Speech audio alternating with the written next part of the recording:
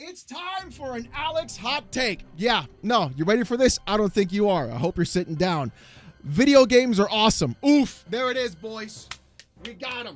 Alex had a hot take, and I hope you guys enjoyed it. Look, gaming itself is great. The experiences that you can find, the way you interact with games as the medium, the stories that can be told, the visuals you can see, and every kind of game being vastly different and tons of genres to choose from is a great thing. Now, even though gaming itself is great, video game companies are terrible. They're bad. I mean, they are bad. They will do anything they possibly can to try and push the line of giving you less product over time and then making you pay more money for that exact product, or even start chopping parts out of that product and then making you pay for it consistently as DLC or microtransactions, even though back then we used to get it all in one package. And the crazier part is, it isn't just the companies acting this way, it's the band of derelict, idiotic, moronic, and just downtrodden individuals doing everything they can to defend these corporations and these anti-consumer practices.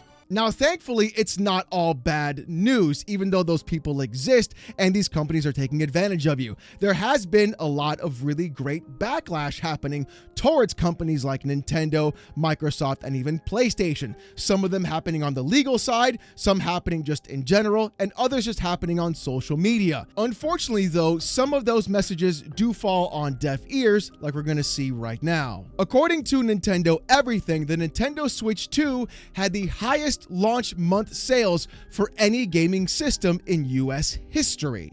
Now, I know what some of you are going to be saying right now. Haha, Alex, you just got exposed. Nintendo sold more consoles in US history, therefore your entire channel and all your anti-Nintendo propaganda is null and void. You have failed in your quest to stop the almighty powerful Mario. That's not what I'm trying to do at all. Let's be real about this. There is no anti-Nintendo propaganda. It is literally being a consumer advocate and showing how other people need to realize what is happening with this company and not simply going out to buy a product just because it has a big logo on the box that says N, or there's an Italian plumber telling you to buy it.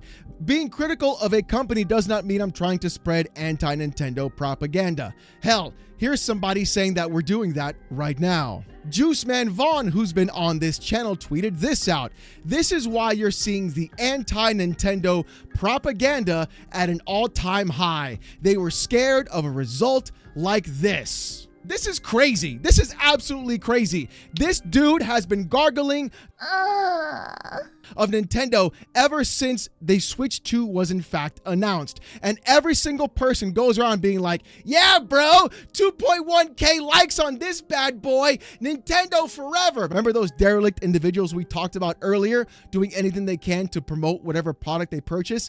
This is one of them right now. In fact, it even goes to show that simply because a company says something, they're more than willing to bend over backwards, put their head inside and actually do it. Millen_NMG replies to Juiceman saying this: don't even care if it sells well. I just think €80 games are not good for the future of the gaming industry. With Juiceman replying, I don't think $70 games were good for the industry, but here we are.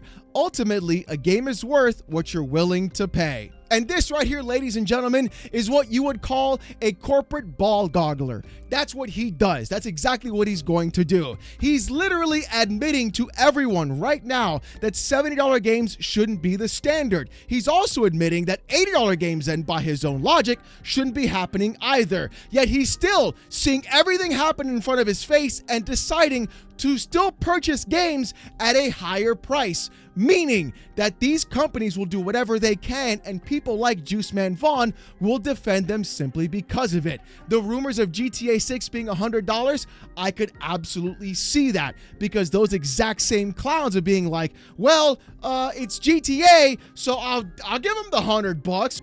that. That's exactly why every other gaming company is now seeing these dollar signs and betting they can increase the cost of their price. This kind of behavior is why you saw companies like Xbox increase the cost of their consoles and their games to $80, which we're going to get to in just a moment. It's also why you're seeing companies like PlayStation increase the cost of their consoles and their Pro models to $700 to $800, and why you're also seeing them increase the price of PS Plus exponentially over every other major country. Now, the thing is, this isn't the only thing that's happening in the gaming industry. Even though Nintendo has gone out and set a new precedent for $80 video games, what we're seeing now, though, is a massive backlash towards that price point.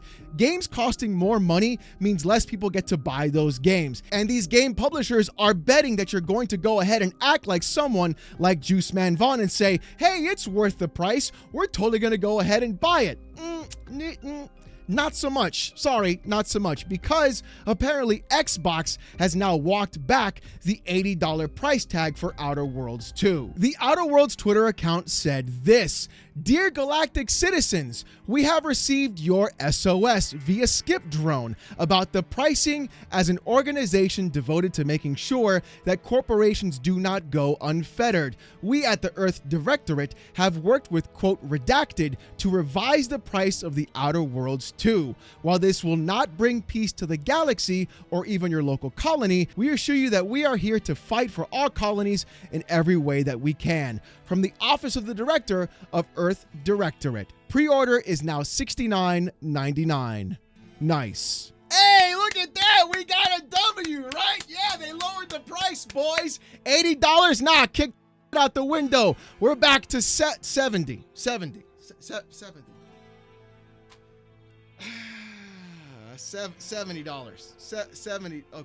Okay, listen. Let me just Okay, look, there's a couple of things we got to talk about with this, because clearly people are using this as a way to celebrate that Microsoft is listening to the consumer. No, they weren't listening to the consumer. What they were listening to was their pre-orders and the inability for them to actually make any money off of selling this game for $80. That's what they were listening to. No matter how loud we got, it didn't matter. What mattered to them is pre-orders were possibly in the toilet, so they said, we got to pull the ripcord and then lower the price. The thing we were always telling them to do in the first place, they didn't want to listen until people actually voted with their wallets. A lot of people are going to be less willing to pay $70 for that game as well, or even $60. I believe, hot take time, video games should cost $50.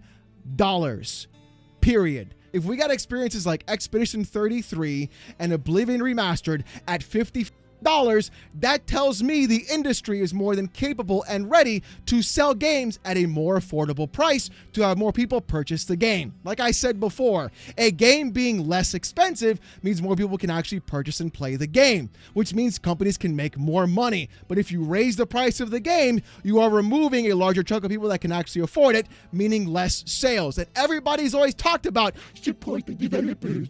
You gotta sell video games day one. Well, you know what? Not everybody can afford $70 video games day one, or even $80 games day one, or even $60 games day one. I think 50 is a good middle ground. It's a good middle ground. You know, it's right there, especially since single player games are being literally designed to have the company try to make you pay them more money to skip the grind in the first place. Right, Ubisoft? So no, I don't see this as an actual win. What I see this as is Microsoft pushing the line way too far in the charge more direction and then losing more sales than they were actually trying to bet on. And I think that's the only way these things are going to change. I can make all the YouTube videos I want, but the thing is, if you as consumers don't vote with your wallet and say, we're not going to pre-order $80 games, we're not going to buy these games directly, then that's how it's going to be. And that's the only way they're going to understand that change. And we're going to see this happen again with GTA 6. If that game launches at a $99.99 price point, you can bet your sweet bippy there's going to be some clown in some boardroom going, GTA costing $100. We could probably get away with it too. And again, this goes to show exactly how companies will manipulate you in every single way possible to make more money from you. They'll either remove ownership and make you go into a service for a cheaper price over time, or they'll go ahead and charge you X amount of money up front, give you a fake physical game like they've done before. Microsoft, don't act like I forgot about this with Doom: The Dark Ages, where they gave out a disc that didn't even have anything on it. It was just 85 megs of data to download the game. Or Nintendo, who's doing the game keycard aspect as well, and they're still charging full price for those games too. And we're seeing these companies charge you more money, give you less physical product. Hell, we don't even get manuals anymore when you think about it. And then go around and say, but you guys didn't buy enough. You guys didn't buy enough. You got to buy more, buy more. That's the problem with all of this. And the crazier part is, it's not just about games increasing in price. No. We're also seeing game companies manipulate storefronts. Oh yes, we have a triple threat today. It isn't just Xbox lowering the price of Outer Worlds 2 to $70. It isn't just Nintendo creating variable rate pricing. Now we have companies like PlayStation literally going around and doing market manipulation and dictating how you can buy digital products on their storefront. And this all started 6 years ago. No, I'm not kidding. You see, back in March of 2019, Wario64 tweeted this out. GameStop stores just got a memo saying that Sony will no longer provide full game digital download codes to retailers, not just GameStop, starting April 1st of 2019. Digital games will only be available straight from PSN after that date. Add-on content and PSN dollar cards will still be available. Now, this may have been swept under the rug, or you may not have known about this. Now, if you go to some websites like Green Man Gaming, all that you'll see is just the actual PSN code that you'll get for buying cash to put into that digital storefront for PSN.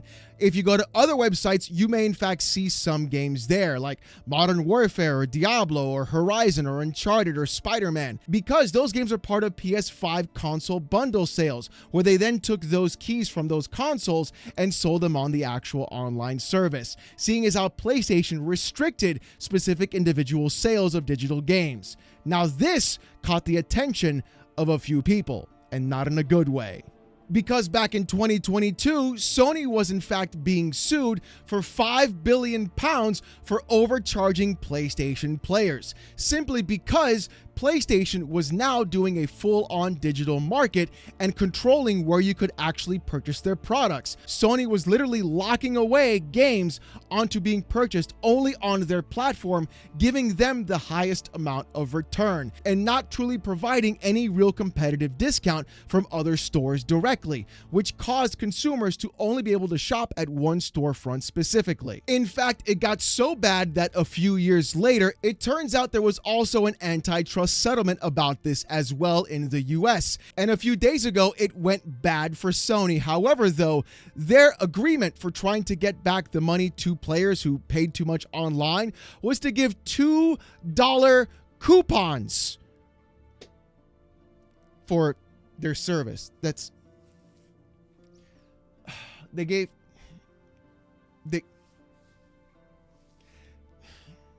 Here's a $2 coupon. We ripped you off, guys. We gave you only one store to buy from. We didn't allow access to anybody else getting keys. So here's $2.